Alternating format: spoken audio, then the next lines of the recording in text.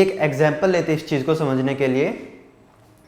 Suppose ए और B partners हैं और उनकी जो एग्जिस्टिंग प्रॉफिट शेयरिंग रेशियो है वो 2:1 है।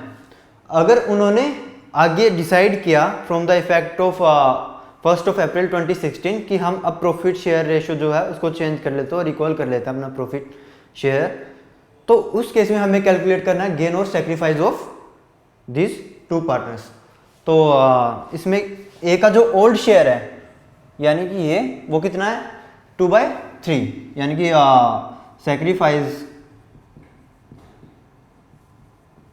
Sacrifice of A is equal to जो उसकी ओल्ड रेशियो है यानी कि 2/3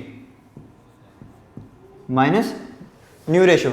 न्यू रेशियो हमारी यहाँ पे क्या होगी, अगर वो इक्वली शेयर करे तो हमारी जो न्यू रेशियो है वो 1:1 होगी, यानी कि 1/2 is the new ratio. Okay, so this is how we calculate the sacrifice part of the A. इसमें क्या करते हैं, हम एलसीएम ले लेते हैं 6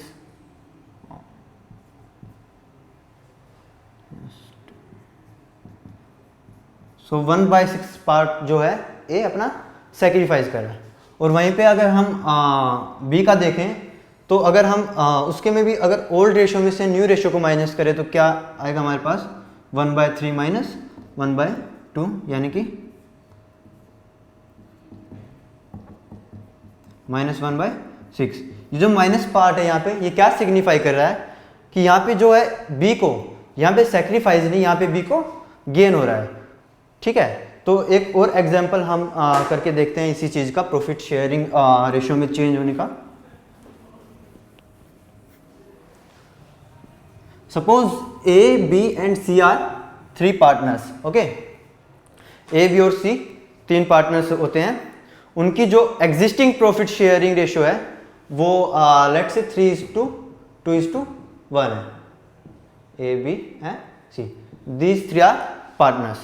और अगर उन्होंने चाह कि हम अपनी प्रॉफिट शेयरिंग रेशियो को अगले साल से चेंज करते हैं और नई प्रॉफिट शेयरिंग लेट्स से उनकी जो नई प्रॉफिट शेयरिंग उन्होंने डिसाइड की वो 2:1 है। इस केस में हमें कैलकुलेट करना है कि एक बी और सी में से कौन गेन कर रहा है और किसको सेक्रीफाइस हो रहा है और कितना अमाउंट यानी कितना शेयर उनको सेक्रीफाइस या गेन करना पड़ रहा है। ओके, इसे स्टार्ट करते हैं।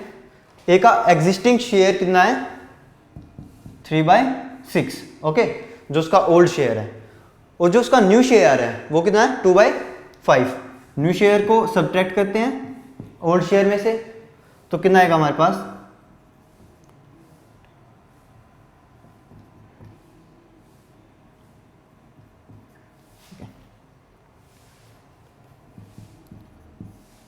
3/30, यानी कि ए को जो है सेक्रीफाइस हुआ 3/30। अब हम बी का सेक्रीफाइस या बी का गेन या जो भी कुछ है वो निकालते हैं। 2/6 माइनस 2/5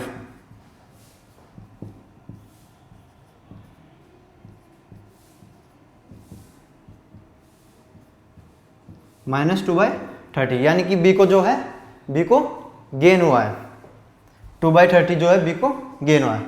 अब हम सी का निकालते हैं। सी का ओल्ड शेयर कितना था 1/6, न्यू शेयर कितना है उसका 1/5। ठीक है,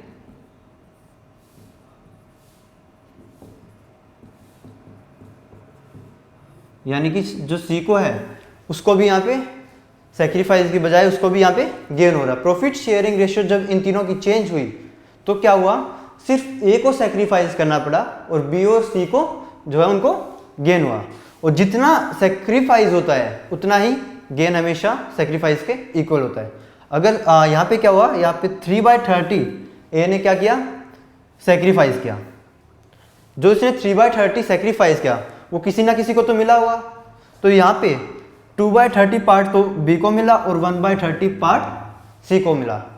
तो ये हमने सेक्रीफाइसिंग रेशियो क्यों कैलकुलेट की और गेनिंग रेशियो क्यों कैलकुलेट की, ताकि वो जो कंपनसेट कर सके ए को, जो उसने अपना प्रॉफिट में शेयर लॉस किया है उसको, उसकी वजह से ए को उनको कंपनसेट करना पड़ेगा। और वो कंपनसेट कैसे करेंगे, in the proportionate amount of goodwill की फॉर्म में वो ए को कंपनसेट कर सकते हैं।